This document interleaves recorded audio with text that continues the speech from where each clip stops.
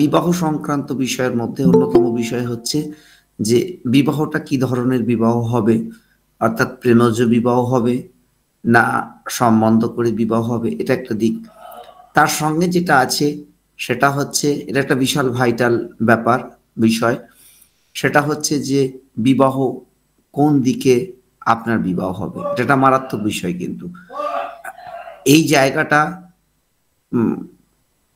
যদি না জানা যায় তাহলে কিন্তু জ্যোতিষ প্রেডিকশন করার ক্ষেত্রে কিন্তু ভীষণ অসুবিধা হবে, এটা একটা দিক। আচ্ছা, আর যেটা জায়গা আছে, আহ, কতগুলো এবার কোন দশা অন্তর্দশা মানে কখন বিবাহ হবে, কিন্তু কখন বিবাহ হবে সেটা দেখতে গেলে আপনাকে যেটা করতে হবে সেটা হচ্ছে যে তার লেট ম্যারেজ আছে কিনা, আর্লি ম্যারেজ আছে কিনা, সেইগুলো পুরো বিষয়টাকে কিন্তু দেখতে হবে। সবটাকে দেখার পর তবে কিন্তু বিবাহর বিষয়গুলোটা বলা, মানে অথেন্টিক জায়গা আপনারা বলতে সক্ষম হবে। কতগুলো বিষয় আছে যেটার মধ্যে যে স্বামী বা স্ত্রী কেমন হবে, কেমন হবে মানে তার চারিত্রিক বৈশিষ্ট্য যেমন আছে, তার সঙ্গে যুক্ত কতগুলো বিষয় আছে যেটা, সেটা হচ্ছে যে তিনি রোজগেরে হবেন কিনা, অর্থাৎ তিনি চাকরি করবেন কিনা, চাকরি নাই করুক সে অর্থনৈতিক দিকে আপনাকে সাপোর্ট করবে কিনা, সেই বিষয়টাও কিন্তু যুক্ত আছে এইটার সঙ্গে। এর সঙ্গে যুক্ত আছে যেটা শ্বশুরবাড়ির লোকজন কেমন হবে, এটা একটা বড় বিষয় আছে। বা কি কম্বিনেশন বা পারমুটেশন থাকলে শ্বশুরবাড়ির লোকজনের সঙ্গে আপনাদের সম্পর্ক ভালো থাকবে না, সেগুলোও কিন্তু দেখছি আমি কতটা কি আলোচনা করতে পারি, সে বিষয়গুলো কিন্তু এইটার মাধ্যম দিয়ে কিন্তু, ক্লাসটার মাধ্যম দিয়ে কিন্তু জানা যাবে, এটা একটা দিক। আচ্ছা, আর যেটা বিচারের জায়গা আসছে সেটা হচ্ছে যে এবার স্থায়িত্বকাল কতদিন আপনার বিবাহিত জীবন চলবে বা থাকবে, বিচ্ছেদ হবে কি না, সেগুলোও কিন্তু এই টোটাল বিচারের জায়গা থেকেই কিন্তু আসবে। পুরো বিষয়টা, এটা একটা পার্ট। এবার দেখা যাচ্ছে স্বামী এবং স্ত্রী তারা কেমন হবে, জ্যোতিষের জায়গা থেকে যদি আপনারা দেখেন, আমি একটা একটা পার্টের দিকে যাব। প্রথম আগে দেখব যে কোনো মানুষের মানে যে বিবাহ করতে যাচ্ছে তার শ্বশুর বাড়িটা কোন দিকে হবে, সেটা কি করে বুঝবো? সেটা বুঝতে গেলে আমাদের একটা ভিডিও আছে, করেছি, যে কোন দিক থেকে উন্নতি হবে। ওই ভিডিওটা কিন্তু আপনাদের কিন্তু দেখে নিতে হবে, ওখানে কিন্তু পুরো ডিরেকশনটা বলা আছে। এবার ওইখানে এই বিষয়টাকে শুধু একটু অ্যাড করে দেবো, দিলেই কিন্তু টোটাল বিষয়ের জায়গাটা চলে আসবে। কিন্তু তাহলে আপনারা কিন্তু বলে দিতে পারবেন যে হ্যাঁ, কোনো জাতক বা জাতিকার শ্বশুর বাড়িটা কোন দিকে হবে, সেটা আপনাদের পক্ষে বলাটা খুব ইজি হয়ে যাবে যদি আগের ভিডিওটাকে ফলো করেন। আমি বলে দিচ্ছি ভিডিওটা দেখবেন থাম্বনেলে ওই নামেই আছে, সেটা হচ্ছে কোন দিক থেকে আপনার উন্নতি হবে। আমাদের বৈদিক অ্যাস্ট্রোলজি চ্যানেলে, হ্যাঁ ওখানে দিয়ে দিয়েছে ও, এইটাতে ক্লিক করলে আপনারা কিন্তু কোন দিক থেকে আপনার উন্নতি হবে সেটা কিন্তু আপনারা পেয়ে যাবেন। তাহলে যেটা জায়গা সেটা হচ্ছে যে বিচার করব কি করে, হ্যাঁ বিচারটা করব হচ্ছে তাহলে আমাদের আহ, সহজ সরলভাবে বিচার করব, বিচারের মধ্যে এত জটিলতা যাব না বা জটিলভাবে বিচারটা করব না। তাহলে জটিলভাবে বিচার না করে একদম সিম্পল রুলস যেগুলোকে ধরেই কিন্তু আপনারা যদি কাজ করতে পারেন তাহলে সেটা বেটার হবে। এবার যেটা আসছে, এছাড়াও আরো অনেক রুলস আছে, আমি যেটা বলছি একদম সহজ সরল, যেখান থেকে আপনাদের বিচার করা কিন্তু খুব ইজি হবে।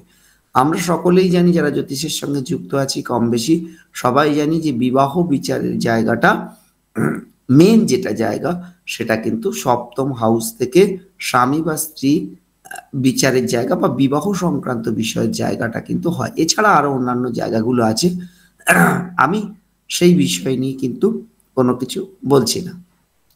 তার মানে এবার দেখবো যেটা আছে সপ্তম থেকে স্বামী বা স্ত্রী বিচার করা হয়। এবার দেখতে হবে যে সপ্তম পতি কোন রাশিতে গিয়ে বসেছে, যে রাশিতে গিয়ে বসবে সেই রাশি লগ্ন অনুযায়ী কোন দিক পড়ছে, এবং যেটা জায়গা সেটা হচ্ছে মহারাশি অনুযায়ী কোন দিক পড়ছে, সেইটা কিন্তু ক্যালকুলেশন করলেই আপনারা কিন্তু পেয়ে যাবেন, যেটা সেটা হচ্ছে কোন দিকে তার বিবাহ হবে, যেটার ভিডিওটা আমরা লিঙ্কটাকে দিয়ে দিয়েছি। যে যে জায়গাটা, ওই লিঙ্কে কিন্তু বলা আছে যে কোন দিক থেকে উন্নতি, ওই উন্নতির পার্টটা আমরা এখানে বিবাহ সংক্রান্ত বিষয়ের মধ্যে কিন্তু ইনক্লুড করে দিলাম, এবং ওখানে ডিটেলস বলা আছে কিভাবে দিকটাকে নির্ণয় করতে হবে। এটা হচ্ছে প্রথম ১ নম্বর দিক গেল বিবাহ সংক্রান্ত বিষয়। আর একটা জায়গা থেকে আপনারা দেখবেন, যেটা বিবাহর বিচারের জায়গা, বিবাহের ক্ষেত্রে মেনলি যে বিষয়টাকে আমরা তুলে ধরছি, যে জায়গাটা, সেটা হচ্ছে যে একদম সিম্পল অঙ্ক, যেটা জায়গা সেটা হচ্ছে যে বিবাহর মানে মেন যে জায়গাটা, দুটো ভাবে বিবাহের জায়গায় আসছে। আমি কিন্তু সবটাই সামাজিক জায়গায় বলছি, আমি ইললিগাল কোনো রিলেশনের কথা কিন্তু বলছি না, বা লিভ টুগেদারের কথা বলছি না। কিন্তু সেগুলো আলাদা আলাদা অঙ্ক আছে, আলাদা আলাদা যোগ আছে, সেগুলো আমি পরবর্তী ক্ষেত্রে যদি কখনো সময় পাই তাহলে সেই জায়গাগুলো অবশ্যই কিন্তু সেটা বলবো, যে কি যোগ থাকলে সে স্বামী বা স্ত্রী ছেড়েও অন্য কারোর সঙ্গে সে আছে, বা দুজনের একসঙ্গে আছে। এরকম বহু ঘটনা আমরা দেখি জায়গাগুলো, তাহলে নিশ্চয়ই তার যোগ আছে। তাহলে সেই যোগগুলো কি, সেটা ভবিষ্যতে সময় পেলে অবশ্যই বলবো। এবার যেটা মেন, যেটা জায়গায় আসবো, যে স্বামী বা স্ত্রী কেমন হবে, এটা যে করতে গেলে ১২টা রাশি সম্বন্ধে কিন্তু পুরো ফুল কনসেপ্ট কিন্তু থাকতে হবে। যদি পুরো কনসেপ্ট না থাকে তাহলে কিন্তু আপনি যে জায়গাটা সেটা কিন্তু বিচার করতে পারবেন না, প্রবলেম হবে। কেন? তার কারণ হচ্ছে সপ্তম পতি যে রাশিতে বসে থাকবে, ভালো করে মাথায় রাখুন বিষয়টা, সে যে রাশিতে বসে থাকবে সেই রাশি অনুযায়ী কিন্তু আপনার স্বামী বা স্ত্রীর চারিত্রিক বৈশিষ্ট্য হবে। অর্থাৎ যেটা জায়গা সেটা হচ্ছে কোন ফ্যামিলি থেকে সে উঠে আসছে, সেটা কিন্তু পুরোটাই কিন্তু নির্দেশ করবে কিন্তু সপ্তমপতি যে রাশিতে গিয়ে বসে থাকবে। সেই কারণে রাশিগুলো যদি পূর্ণ কনসেপ্ট আপনাদের মধ্যে না থাকে, তাহলে যেটা বড় প্রবলেম হবে, বিচার করার ক্ষেত্রে একটা বড় প্রবলেম হবে। ও সপ্তমপতি যে রাশিতে বসে থাকবে শুধু সেইটুকু নয়, যে রাশিতে বসে আছে, যে নক্ষত্রে বসে আছে, সেই নক্ষত্রপতি কোন রাশিতে বসে আছে, সে রাশিপতি কোথায় আছে, সেটাকে দেখলে পুরো ডিটেলস কিন্তু স্বামী বা স্ত্রীর তাদের চারিত্রিক বৈশিষ্ট্যটা পুরোটা কিন্তু পেয়ে যাবেন কিন্তু। এবার যেটায় আসছি বিচারের জায়গায়, তাহলে এই সপ্তমপতি যে রাশিতে গিয়ে বসবে, ফর এক্সাম্পল সপ্তমপতি যদি আমরা ধরে নিচ্ছি যে জায়গা থেকে মিথুন রাশিতে অবস্থান করছে, স্বামী বা স্ত্রী যারই আমি বিচারটা করি না কেন, তাহলে যেটা পাবো সেটা হচ্ছে মিথুন রাশিটা কমার্শিয়াল রাশি বা বিজনেস ওরিয়েন্টেড বিষয়, বা কেরিয়ার নিয়ে ভাবনা চিন্তা করা। তার মানে যে ফ্যামিলি থেকে সেই মেয়েটি বা সেই ছেলেটি আসছে, সে কিন্তু অবশ্যই কিন্তু বিজনেস বা কেরিয়ার ওরিয়েন্টেড বিষয় বা নিজেরটা বোঝে কিন্তু এই জায়গাটা, বা তার ফ্যামিলির লোকজন কিন্তু এই জায়গাটা পুরোটা কিন্তু আমরা কিন্তু পেয়ে যাব, পুরো বিষয়টাই কিন্তু আমরা পাবো। যেটা সেটা হচ্ছে যে কোন ঘরে গিয়ে বসে আছে। যদি কন্যা রাশিতে, এক একটা রাশি আছে সেখানে আমরা পাণ্ডিত্যের কথা বলি, অর্থাৎ কন্যা রাশি আছে, মকর রাশি আছে, বক্তব্যটা হচ্ছে যদি রাশিগুলো পূর্ণ ক্লিয়ার কনসেপ্ট থাকে, তাহলে কিন্তু স্বামী বা স্ত্রী কোন ফ্যামিলি থেকে উঠে আসছে সেটা কিন্তু আপনি খুব সহজেই কিন্তু বলতে পারবেন। সেই জন্য আমাদের যে ৬ মাসের যে কোর্সটা করা আছে, করা এখন যেটা চলছে, সেটাতে কিন্তু আমরা রাশির ওপর সব থেকে বেশি গুরুত্ব দিচ্ছি, তারপর গ্রহ, তার পরবর্তী ক্ষেত্রে নক্ষত্র। এইটা না জানলে কিন্তু একটা প্রেডিকশন করতে গিয়ে কিন্তু আটকে যাবে। আর একটা জায়গায় অনেকের বলে যে সপ্তমের চতুর্থ থেকে মানে হচ্ছে বিশেষ করে মহিলাদের ক্ষেত্রে তাদের শ্বশুর বাড়ি হবে না, এটা কনসেপ্ট নয়। সপ্তমের চতুর্থ আসবে না বিষয়টা, যেটা আসবে সপ্তম পতি যেখানে যে রাশিতে গিয়ে বসে থাকবে, এটা একদম থাম রুল। সেই রাশির যে চরিত্র, তার সঙ্গে তার নক্ষত্র, সেই নক্ষত্রপতি আবার কোন রাশিতে গিয়ে বসে আছে, সেই রাশিপতি আবার কোন নক্ষত্রে বসে আছে, টোটালটা করলে পুরোটা পাওয়া যাবে। কিন্তু থাম রুল অনুযায়ী যদি দেখেন, জেনারেল একদম সাধারণ নিয়মে সপ্তমপতি যে রাশিতে গিয়ে বসে থাকবে, সেই রাশি অনুযায়ী কিন্তু সেই ফ্যামিলি থেকে সে কিন্তু উঠে আসছে। এটা হচ্ছে তার স্বামী বা স্ত্রী, তার চারিত্রিক জায়গাটা কিন্তু উঠে আসবে। বিষয়টা কুম্ভ রাশি হলে একরকম হবে, মিথুন হলে একরকম হবে, কর্কট হলে একরকম হবে। যে যদি ১২টা রাশির পূর্ণ কনসেপ্ট থাকে, তাহলে কিন্তু আপনারা বলে দিতে পারবেন স্বামী বা স্ত্রীর চারিত্রিক বৈশিষ্ট্যটা কেমন হবে বা কোন ফ্যামিলি থেকে উঠে আসছে। এটা একটা দিক গেল। এবার সে চাকরি করবে না ব্যবসা করবে বা রোজগারে হবে কিনা, এটাকে বিচার করব কোথা থেকে? যদি সপ্তম পতিটাকে যেটা জায়গা সেটা যদি কেন্দ্রে অবস্থান করে বা কোণে কেন্দ্রতে মেনলি হয়, তাহলে সেখানে কিন্তু স্ত্রী চাকরিজীবীর কথা বলা হচ্ছে বা করবে বা ফাইন্যান্সিয়াল সাপোর্ট কিন্তু দেবে। কিন্তু এবার প্রশ্ন আছে যে ষষ্ঠ, অষ্টম বা দ্বাদশে যদি সপ্তম পতি গিয়ে বসে থাকে, তাহলে কি তার স্ত্রী চাকরি করবে না? না, হ্যাঁ অবশ্যই করবে। সেটা নিয়ে কিন্তু কোনো রকম কোনো দ্বিমত নেই। কিন্তু সেই চাকরি করার ক্ষেত্রে তার অনেক রকম বাধা বিপত্তি বা অনেক রকম সমস্যা থাকবে কিন্তু। আফটার ম্যারেজ তার অনেক রকম বিষয়গুলো থাকবে। এবার প্রশ্ন আসছে যেটা হচ্ছে, যাকে আমি বিয়ে করলাম, বিয়ে করার পর আমার কি কোনো ডেভেলপমেন্ট হবে? যেটাকে আমরা বলি আফটার ম্যারেজ কোনো ডেভেলপমেন্ট আছে কি নেই? এটা হচ্ছে প্রশ্ন আপনাদেরকে অনেকেই করবে যে আফটার ম্যারেজ আমার ডেভেলপমেন্ট হচ্ছে কি হচ্ছে না। হ্যাঁ, সেই প্রশ্নের উত্তর একই হবে। সেই গ্রহটা যদি সপ্তম পতি যদি ওয়েল অ্যান্ড গুড পজিশনে থাকে, তাহলে অবশ্যই কিন্তু আফটার ম্যারেজ সেটা ডেভেলপমেন্ট হবে, সেটা কেন্দ্র কোণে থেকে যদি সেই জায়গাটা হয়। কিন্তু ষষ্ঠ, অষ্টম, দ্বাদশে থেকে যে ডেভেলপমেন্ট হবে না এরকম কোনো রুলস রেগুলেশন নেই কিন্তু। হবে, কিন্তু প্রথম অবস্থায় বিবাহিত কিছুদিন কাটাবার পর সেক্ষেত্রে কিন্তু সমস্যা দেখা দেবে কিন্তু। এটা হচ্ছে যে জায়গা। তার পরবর্তী ক্ষেত্রে তার নক্ষত্রপতি কোথায় গিয়ে বসে আছে, কোন ঘরে, সেই ঘরের মালিক কি অবস্থায় আছে, সেখান থেকে কিন্তু আমরা পুরোটা বিচার করব। কিন্তু যেহেতু ষষ্ঠ, অষ্টম এবং দ্বাদশ এই ঘরগুলোতে বসে আছে সপ্তমপতি, থাকার জন্য আফটার ম্যারেজ কিন্তু আপনার সমস্যার কিন্তু তৈরি হবে। এটা হচ্ছে বিষয়। কিন্তু যে কেন্দ্র বা কোণে বসে থাকলে তাহলে কি সমস্যা তৈরি হবে না? হ্যাঁ, সমস্যা আসতে পারে।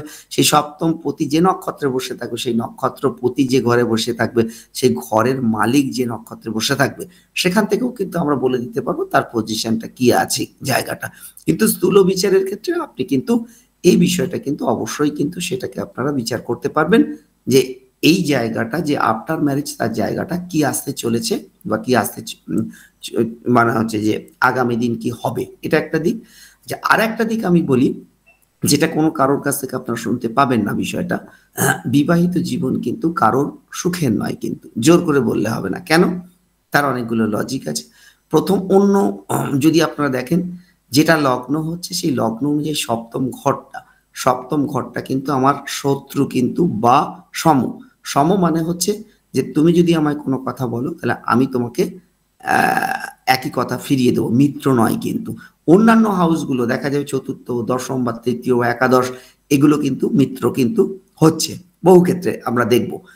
তার মানে কি আমি আমার মাকে নিয়ে খুশি আছি বা আমি আমার বাবাকে নিয়ে খুশি আছি বা আমার ভাইকে নিয়ে খুশি আছি কিন্তু, কারণ আমার লগ্ন থেকে কিন্তু এরা সবাই কিন্তু আমার মিত্র আছে বলে। কিন্তু যে কোনো লগ্ন আপনি যদি আপনি দেখেন, যেটা হচ্ছে ধরুন মকর লগ্ন, মকর লগ্নের সপ্তমপতি কে?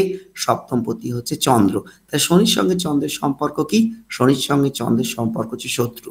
তার মানে বিবাহিত জীবনের ক্ষেত্রে যদি আপনি দেখেন যেটা জায়গা সেটা হচ্ছে যে এখানে কিন্তু সেই সুখের জায়গাটা কিন্তু নেই। আমরা যেটা বলছি, অথচ আমি মাকে বা বাবাকে সবাইকে নিয়ে কিন্তু সুখে আছি। তার কারণ সেগুলো কিন্তু আমরা কোনো না কোনো জায়গা থেকে তার মিত্রতাটা কিন্তু খুঁজে পাচ্ছি। কিন্তু স্ত্রীকে নিয়েই কিন্তু বা স্বামীকে নিয়েই কিন্তু আমাদের যত গন্ডগোল কিন্তু। এটা জেনারেশন টু জেনারেশন চলে এসছে। আমার বাবা, ঠাকুমা, দিদা, দাদু সবাইকার ক্ষেত্রে একই প্রযোজ্য বা আপনাদের ক্ষেত্রে পূর্ণ মাত্রায় কিন্তু এইটা প্রযোজ্য। অর্থাৎ সপ্তম কিন্তু আমার বিরোধী। মানে স্বামী বা স্ত্রী যেই হোক সে কিন্তু আমার বিরোধী নয়। বিবাহিত জীবনের ক্ষেত্রে আপনি কতটা কন্ট্রোলে রাখতে পারছেন বা আপনি কতটা কম্প্রোমাইজ করতে পারছেন হাজবেন্ড এবং ওয়াইফের সঙ্গে, সেইটার ওপর কিন্তু বিবাহিত জীবনটা পুরোটা কিন্তু নির্ভর করছে। তাই জটক বিচার যারা করে, আমিও নিজেও করি সেটা নয়, কিন্তু এই জটক বিচার দিয়ে মিল করে খুব রাজজটক বলা এটা ভুল বিষয় কিন্তু। আগেও বলছি, এখনো বলছি। এগুলো গায়ের জোরে করে বলা কিন্তু আজকে আপনারা যারা নিজেরা বিবাহিত তারা একটু ভালো করে যদি লক্ষ্য করে দেখেন, আপনি আপনার সন্তানকে নিয়ে আপনি খুশি আছেন, আপনি আপনার মাকে নিয়ে খুশি, কিন্তু স্ত্রীকে নিয়ে নয় কিন্তু। কেন নয়? অ্যাস্ট্রোলজিক্যালি যদি আপনি দেখেন এরা কিন্তু বিরোধী লোকজন কিন্তু। এবার বিরোধীকে আপনি আপনার পক্ষে আনতে পেরেছেন কি পারেননি বা আপনার সাথে সহমত হচ্ছে কিনা, তাহলে পর্যন্ত এটা কেউ বলতে পারলো না, বলেনি। যেটা যে হাজবেন্ড এবং ওয়াইফের যে রিলেশন, সেই রিলেশনের ক্ষেত্রে কিন্তু যেটা সেটা কিন্তু বিরোধী। তারা কিন্তু আমার মিত্র নয়। হাসব্যান্ড এবং দেখুন যেকোনো লগ্নের ক্ষেত্রে দেখুন, প্রত্যেকটা লগ্নর ক্ষেত্রে আপনি যদি মেষ লগ্ন যদি দেখেন, তার সপ্তম ঘরটাকে সেটা হচ্ছে শুক্র। শুক্রের সঙ্গে মঙ্গলের সম্পর্ক কি? সম।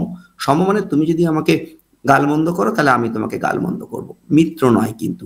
তার মানে বিবাহিত জীবনের ক্ষেত্রে কি প্রত্যেকটা জায়গা থেকে, তার মানে আপনি একটা অঙ্কতে যদি আসেন, যদি দেখি, তাহলে কিন্তু বিবাহিত জীবন কিন্তু সুখের নয়, কিন্তু কারোর ক্ষেত্রেই নয়, কিন্তু প্রত্যেকটা আপনার আমার কারোর ক্ষেত্রেই এটা প্রযোজ্য নয়। সেইভাবেই কিন্তু রাশি চক্রটা আছে। এবার কাদের ক্ষেত্রে মিলের জায়গাটা তৈরি হয়েছে? যাদের লগ্নের সঙ্গে সপ্তম একটা জায়গায় আছে, তাহলে যতই ঝামেলা আসুক, গন্ডগোল, মত পার্থক্য, তারপর কিন্তু একটা জায়গায় কিন্তু আসছে, সেটা লগ্ন সপ্তমের সঙ্গে। কিন্তু তারা স্বামী বা স্ত্রীকে নিয়ে কিন্তু খুশি নয়, অন্য কাউকে নিয়ে খুশি।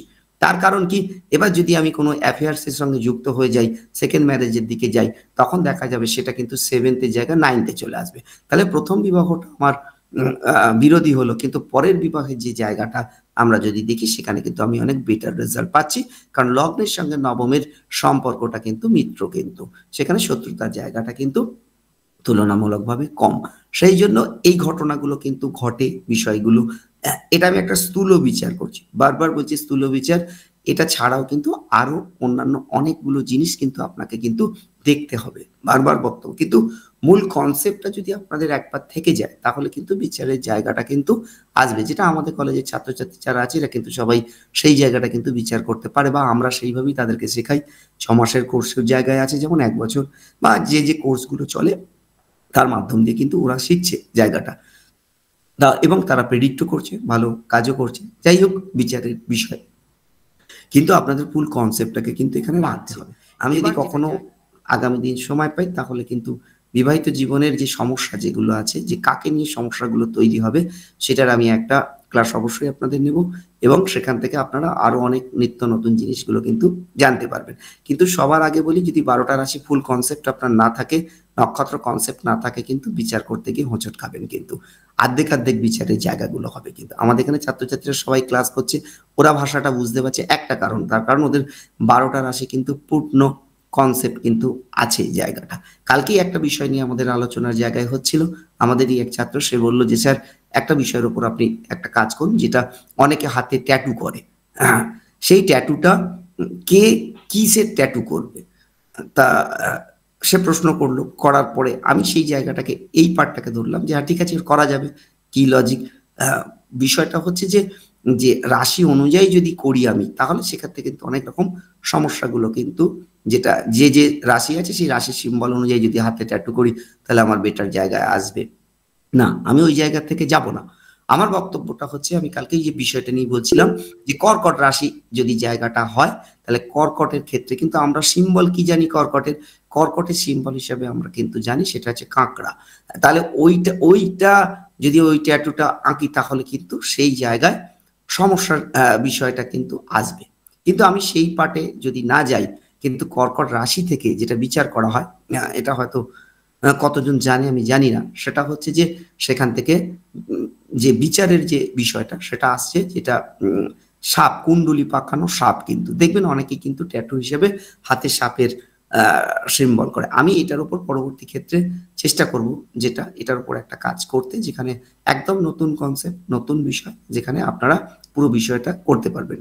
যাই হোক, মূল বিচারের জায়গা থেকে আসি, তাহলে স্বামী এবং স্ত্রী বিচারের ক্ষেত্রে, যেটা সপ্তমপতি যে রাশিতে গিয়ে বসে থাকবে, এবং যে নক্ষত্রে বসে থাকবে, সেই নক্ষত্রপতি যে রাশিতে বসে থাকবে, সেই রাশিপতি যে নক্ষত্রে আসবে, সেই অনুযায়ী পুরো জায়গাটা আসবে। এবার বিবাহিত আফটার ম্যারেজ, সেইখানে তার ডেভেলপমেন্ট হবে কিনা, কেন্দ্রকোণে বসে থাকলে এক কথায় অঙ্কতে সে ডেভেলপমেন্ট হবে। যদি অন্য অশুভ জায়গায় বসে থাকে, প্রথম দিকে তার সমস্যা তৈরি হলেও, যদি নক্ষত্রপতি যদি ঠিক জায়গায় থাকে, তাহলে ডেফিনিট তার ডেভেলপমেন্ট হবে। এটা একটা দিক।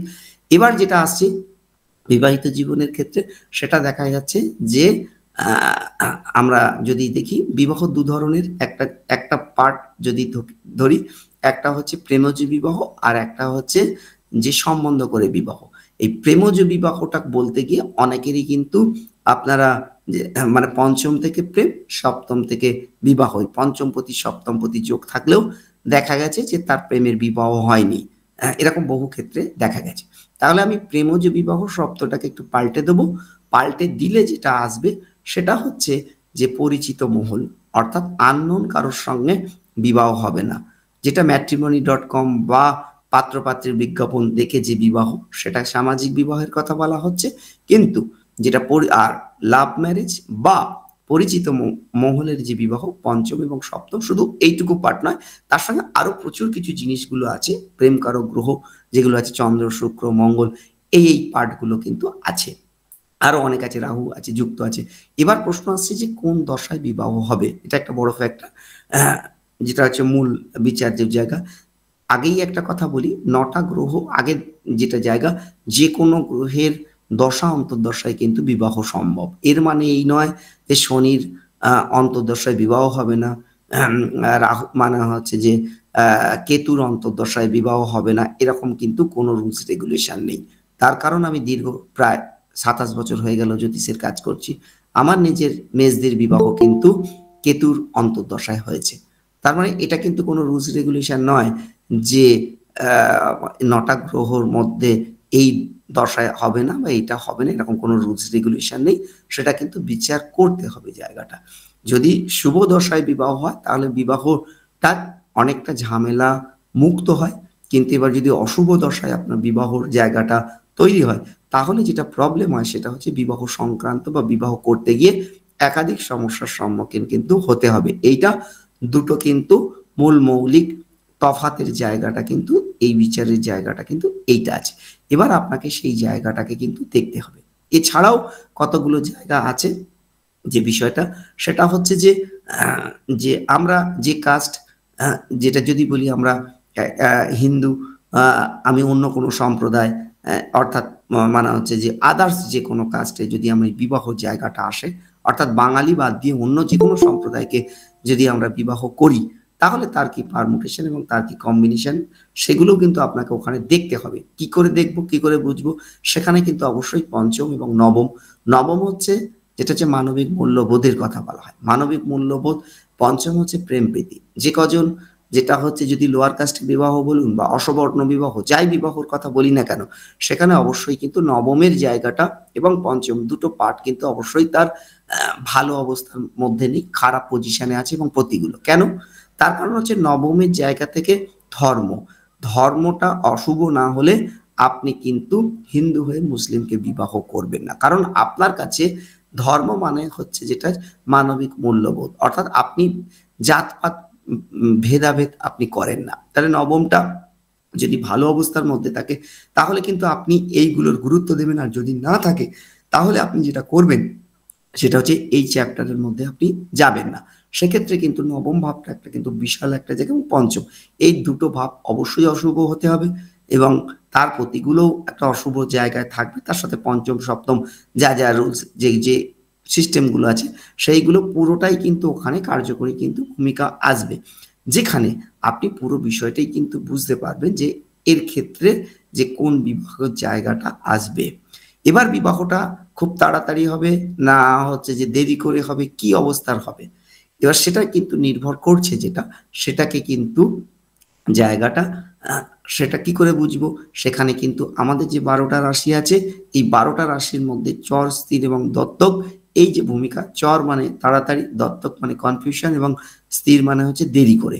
এবার হচ্ছে সপ্তমপতি কোন রাশিতে গিয়ে বসে আছে সেটাকে আমাকে দেখতে হবে, তার সাথে যদি লেট ম্যারেজের যোগ থাকে সেটাকে তো আগে দেখতে হবে, আর যদি সেই যোগ না থাকে তাড়াতাড়ি বিবাহর ক্ষেত্রে বা আমরা অনেকেই দেখবেন পালিয়ে গিয়ে বিবাহ করেন অনেকের ক্ষেত্রে, সেক্ষেত্রে আমাদের কি যোগ আছে, সেখানে অবশ্যই চর রাশির যোগটা আছে, কিন্তু দেখা যাচ্ছে সপ্তমপতি স্থির রাশিতে বসে আছে, তারপরও কিন্তু তার পালিয়ে গিয়ে বিবাহ হচ্ছে। হ্যাঁ, হয়েছে কি করে, সপ্তমপতি যে নক্ষত্রে বসে আছে সেই নক্ষত্রপতি যে ঘরে বসে আছে সেই মালিক কিন্তু চর রাশিতে বসে আছে। এতটা বিচার কিন্তু করতে হবে। ঠিক উল্টো ঘটনাটাও ঘটবে, সপ্তমপতি চর রাশিতে বসে আছে কিন্তু দেরি করে বিবাহ হয়েছে, কারণ সপ্তমপতি যে নক্ষত্রে বসে আছে, সেই নক্ষত্রপতি যে রাশিতে বসে আছে, সেই রাশিপতিটা কিন্তু আপনার হচ্ছে যে চরে গিয়ে বসে আছে। তার মানে এতগুলো পারমুটেশন কম্বিনেশন আছে, কিন্তু এইটা থাকার ফলে যে জায়গাটা আসছে সেক্ষেত্রে কিন্তু আপনারা কিন্তু পুরো জায়গাটা কিন্তু বুঝে যাবেন যে তাড়াতাড়ি বিবাহ হবে না দেরি করে বিবাহ হবে, এটা একটা দিক কিন্তু বিষয়টা আসছে। কিন্তু প্রত্যেকটা মুহূর্তে আমি বলবো আপনাদের 12টা রাশি কিন্তু পুরো কনসেপ্ট কিন্তু আপনাকে রাখতে হবে, 9টা গ্রহের কনসেপ্ট রাখতে হবে, তাহলেই কিন্তু পুরো বিচার্য বিষয়টা কিন্তু আপনারা পেয়ে যাবেন কিন্তু। এটা একটা দিক। বহু ক্ষেত্রে আপনারা দেখবেন যেটা হচ্ছে স্বামী এবং স্ত্রী তাদের মধ্যে একটা এজ, বিশাল একটা ডিফারেন্স এজ। আপনারা সোশ্যাল মিডিয়ায় দেখতে পাবেন যে অনেক সেলিব্রিটি তাদের থেকে ২০ বছর বা ২৫ বছরের কম বয়সী ছেলে বা মেয়েকে তারা বিবাহ করছে, এরকম বহু ঘটনা। এবং বাস্তব জীবনের ক্ষেত্রেও আমরা এটা দেখেছি যে আমাদের ইন জেনারেল কনভেনশনে সাধারণ আমাদের হিন্দু পরিবারের মধ্যে যেটা হয় সেটা হচ্ছে স্বামীর বয়স বেশি, এবং এটা কিন্তু স্বীকৃতি যে ছেলেদের বয়স ২১ হবে, সরকার নির্ধারণ করেছে, আর মেয়েদের ১৮ হবে। এটা ঘটনা। এবার যেটা জায়গায় আসছে সেটা হচ্ছে বহু ক্ষেত্রে উল্টো ঘটনাটা ঘটে।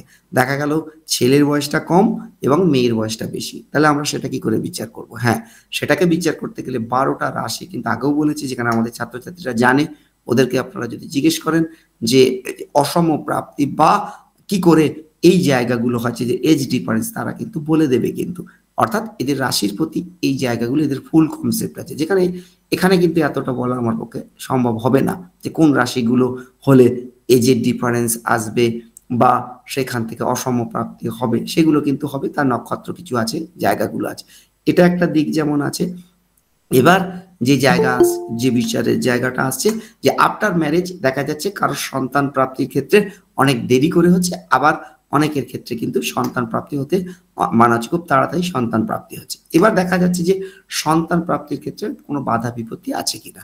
অর্থাৎ দেখা যাচ্ছে এখন মডার্ন কনসেপ্ট একটা জায়গা চলছে ছেলে মেয়েদের, কারণ জ্যোতিষকে কিন্তু আধুনিক হতে হবে, আগেই বলেছি, এবং যুগোপযোগী যদি না হন তাহলে কিন্তু সেই মানধাতা আমলের কনসেপ্ট নিয়ে যদি জ্যোতিষে কাজ করেন তাহলে কিন্তু প্রেডিকশন করার ক্ষেত্রে কিন্তু আটকে যাবে।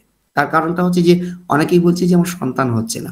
আগে আপনারা বিচার করে দেখুন যে সেই সন্তান তার গর্ভে এসেছিল কিনা, বা সে কোনো মানে হচ্ছে পিল খেয়েছিল কিনা, বা গর্ভনিরোধক মানে হচ্ছে যে মেডিসিন সে খেয়েছিল কিনা। যদি দেখেন হ্যাঁ তার কিছু খুব সহজ কতগুলো অঙ্ক আছে যেগুলো কিন্তু আমরা কলেজে সাধারণত এগুলো করাই, বিষয়গুলো খুব সহজে তারা বলে দিতে পারবে যে আপনার সন্তানটা হচ্ছে না এই কারণের জন্য। কতগুলো পারমুটেশন এবং কম্বিনেশন আছে, সেগুলো করলে কিন্তু আপনারা সহজে বুঝে যাবেন যে এইটার জন্য কিন্তু সন্তানটা হচ্ছে না, এটা একটা জায়গা। বা তার উপর তন্ত্রের কোনো প্রভাব আছে কিনা, তার কতগুলো সিস্টেম নিয়ম আছে, এবং ১২টা রাশি আছে, জায়গা আছে, এবং কতগুলো গ্রহ আছে তাদের অশুভ প্রভাবের জন্য এই জায়গাগুলো আসে। এগুলো সময় সাপেক্ষ বিষয়ের জায়গা। এবার তাহলে যেটা বিষয়ের জায়গা, এই যে মূল বিষয়ের মধ্যে যদি আমরা আসি, বা স্বামী বা স্ত্রী কেমন হবে, মানে সে কোন পরিবার থেকে উঠে আসছে, এটা হচ্ছে মূল বিচারের জায়গাটা। এবং তার রুচিবোধটা কি, বা টেস্ট বা রুচিটা কি। একটা কথা মাথায় রাখবেন সবসময়, আপনার হরোস্কোপে যদি স্বামী বা স্ত্রী থেকে দুঃখ লেগে থাকে তাহলে কিন্তু আপনাকে সেটা থেকে নিতে হবে কিন্তু। আপনি জোটক বিচার দিয়ে যাই করুন বা অন্য যে কোনোভাবেই আপনি কালসর্প যোগ কাটিয়ে করুন বা মাঙ্গলিক দোষ কাটিয়ে যা যা যা যা সকল বলে, সেটা হবে না কিন্তু। তার কারণ হচ্ছে আপনার কপালে কিন্তু ওইটা আছে। এবার কপালে কি আছে সেটা কিন্তু আপনাকে সঠিক রিড করতে হবে। সঠিক রিড করলে অবশ্যই কিন্তু আপনি সেই জায়গাটা কিন্তু পুরোটাই কিন্তু মানে হচ্ছে যে বুঝে যাবেন যে কি কি বিষয়ের জায়গাগুলো আছে। এবার যেটা জায়গা আছে, দেখা যাচ্ছে যে আফটার ম্যারেজ, বিবাহের পর দেখা যাচ্ছে স্বামী এবং স্ত্রী আলাদা হয়ে গেল। এই জায়গা থেকে কেন যে বিষয়টা আসছে কেন, তাহলে এখানের ক্ষেত্রে একটা বড় ভূমিকা পালন করে, সেটা হচ্ছে মঙ্গল কিন্তু একটা বড় ভূমিকা পালন করে। সেই জন্য মেন জায়গাটা আসছে, মঙ্গলের একটা বড় ভূমিকা কিন্তু আছে, বিশেষ করে মহিলাদের। কারণ হচ্ছে মঙ্গল হচ্ছে সংগঠনের কারক, অর্থাৎ সবাইকে নিয়ে চলার যে মানসিকতা, সেই চলার মানসিকতা একমাত্র একটা গ্রহ আছে, সেটা কিন্তু মঙ্গল গ্রহ। সেই জন্য দেখবেন যে সমস্ত মহিলাদের ক্ষেত্রে মঙ্গলের অশুভ প্রভাব আছে, তারা কিন্তু জয়েন্ট ফ্যামিলিতে থাকতে পারে না। বিবাহর কিছুদিনের পরে সে কিন্তু আলাদা হয়ে যায়। আবার দেখা যাচ্ছে যে বিচারের জায়গা, বিবাহ হলো, সব হলো, সেই ছেলেটিকে তার পরিবারের লোকজন কিন্তু তাকে আলাদা করে দিল। কোনো ঝামেলা নয়, কোনো গন্ডগোল নয়, কোনো মতপার্থক্য নয়, তাকে কিন্তু একটা মিউচুয়াল মানে হচ্ছে যে আন্ডারস্ট্যান্ডিং করে তার পরিবারকে আলাদা করে দিল। তারও যোগ কিন্তু আমাদের হরোস্কোপে কিন্তু সেই যোগগুলো কিন্তু আছে। যে কোন গ্রহ গিয়ে বসলে এবং কোন রাশিতে বসবে, কোন নক্ষত্র, সেই সব বিষয়টাকে যদি আপনারা একটু মানা হচ্ছে যে সেই জায়গাটাকে করতে পারেন, জায়গাটাকে বিচার করতে পারেন। এখানে আমাদের ছাত্রছাত্রীরা অনেকটা এগিয়ে গেছে, ওরা সেই জায়গাগুলো বিচার করছে বিষয়টা। এবং আধুনিক ভাবে জায়গাটা। এর পরে যে পার্টটাতে আসছে সেটা হচ্ছে যে বিচ্ছেদ। বিচ্ছেদ মানে যে সবসময় ডিভোর্স এই বিষয় নয়, আলাদা। বিচ্ছেদ অনেক রকমের জায়গাগুলো, বিচ্ছেদের জায়গাগুলো আসছে। এবার বিচ্ছেদের দেখা যাচ্ছে বিচ্ছেদ হওয়ার ক্ষেত্রে আপনারা দেখবেন বহু ক্ষেত্রে অনেকেরই ডিভোর্সের মামলা 10 বছর বা 20 বছর ধরে চলছে। আমি এরকম জানি বহু মানুষ ক্ষেত্রে। সপ্তমপতি স্থির রাশিতে বসে আছে, কিন্তু যে নক্ষত্রে বসে আছে সেই নক্ষত্রের মালিক যে রাশিতে বসে আছে, রাশিপতি যদি চর রাশিতে হয়, তাহলে কিন্তু ডিভোর্স বলুন, যা বলুন, বিচ্ছেদটা কিন্তু তাড়াতাড়ি জায়গাটা কিন্তু আসবে। ঠিক রিভার্স ওয়েতে যদি আমরা ভাবি যে সপ্তমপতি চর রাশি মানে খুব তাড়াতাড়ি বিচ্ছেদ, বা যদি বিচ্ছেদের সব যোগগুলো থাকে তাহলে হবে, কিন্তু না, সেখানেও হবে না জায়গাটা। সেক্ষেত্রে আপনাকে যদি স্থির রাশিতে তার প্রভাবটা যদি থেকে থাকে, তাহলে কিন্তু যেটা হচ্ছে সেই বিচ্ছেদের জায়গাটা আসবে না। এই যে জয়েন্ট নক্ষত্রে গ্রহ যখন অবস্থান করবে, তখন আপনারা কি হবে, যে কাজটা আপনারা করতে যাচ্ছেন, যদি সেই কাজটা কোনো কারণে আটকে যায় তাহলে কিন্তু ডিলে হয়ে যাবে। ঠিক সেম অ্যাজ মামলা মকদ্দমার ক্ষেত্রে জয়েন্ট নক্ষত্রে, সেটা যে কোনো মামলার ক্ষেত্রে, যে জায়গা থেকে যদি জয়েন্ট নক্ষত্রে পড়ে যায় কোনো কারণে, তাহলে দেখবেন সেই কাজ কিন্তু পিছিয়ে যাবে। কিন্তু সেটা জয়েন্ট নক্ষত্র পড়ার পরও সেই কাজ তাড়াতাড়ি হয়ে গেছে, কারণ জয়েন্ট নক্ষত্রের অধিপতি সে কিন্তু মানে হচ্ছে যে চর রাশিতে অবস্থান করছে বা ওয়েল এন্ড গুড পজিশন আছে, তাহলে সেক্ষেত্রেও কিন্তু আপনারা কিন্তু সেই জায়গাটা পাবেন। আজকের যেটা ক্লাসটার মূল কনসেপ্ট হচ্ছে, যেটা জায়গা একদম, যেটাকে হচ্ছে স্থূল বিচার, যেটা একদম এইটা ধরে কিন্তু তার ওপর পুরো ভিতটাকে যদি আপনারা দাঁড় করাতে পারেন, তাহলে বিচার করাটা কিন্তু খুব ইজি হয়ে যাবে কিন্তু। এবং ওই 12টা রাশি, 9টা গ্রহ, 27টা নক্ষত্র ফুল কনসেপ্ট থাকলে তবেই কিন্তু সেই কাজগুলো কিন্তু আপনারা যেরকম বিচার করছেন, বিচারটা কিন্তু আরো ইজি হয়ে যাবে কিন্তু। যেটা আমরা সব থেকে কলেজে বারবারই একটা কথা বলছি, যে 12টা রাশি 9টা গ্রহের ওপর সব থেকে এখন 6 মাসের কোর্সে সব থেকে বেশি জোর দিয়েছি, যেখানে ওরা সেই জায়গাটাকে কভার করে দিয়েছে এবং ওদের বুঝতে কিন্তু খুবই সুবিধে হচ্ছে। এরপরও আদার্স অনেক বিচার আছে, কিন্তু এইটুকু পার্ট যদি আপনারা করতে পারেন, যেটা আমাদের কলেজে করানো হচ্ছে এই পার্টটা, তাহলে কিন্তু আপনার বিচারটা কিন্তু এত বছর লাগবে না।